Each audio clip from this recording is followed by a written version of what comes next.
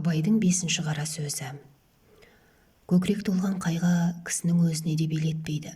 Бойды шымырлатып, буынды құртып, я көзден жас болып ағады, я тілден сөз болып ағады. Қазақтар, Құдай, жас баладай қайғысыз қыла көр деп тілек тілегенін өзім көрдім. Онысы жас баладан гөрі өзі есті кісі болып, ескермес нәрсесі жоқсып, қайғылы кісі болған сығаны. Қайғысы не десең, мақалдарынан танырсың. Әуелі түстік өмірің болса күндік мал жей, өзіңде жоқ болса әкеңде жат. Мал адамның бауыр еті, малдының беті жарық, малсыздың беті шарық.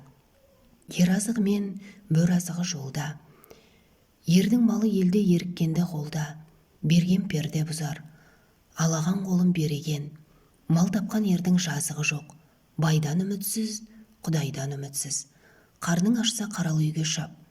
Қайран жоқ көлден бес, қайры жоқ елден бес. Деген осындай сөздері көп. Есепсіз, толып жатыр. Бұл мақалдардан не шықты? Мағлұм болды. Қазақ тыныштық үшін, ғылым үшін, білім үшін, әділет үшін қам жемейді екен.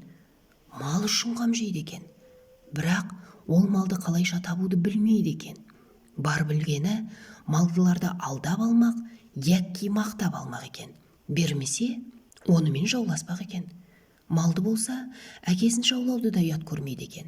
Әйтеуір ұрлық, қулық, сұмдық, тіленшілік, соған ұқсаған қылықтардың қайсысын болса да қылып жүріп, мал тапса, жазалы демесек керек екен. Бұлардың жас баланың ақылынан не сардық? Бірақ жас бала қызыл ошақтан қорқушы еді. Бұлар тозақтан да қорықпайды екен. Жас бала ұялса жерге кіре жаздаушы еді. Бұлар неден болса да ұялмайды екен. Сол ма артылғаны?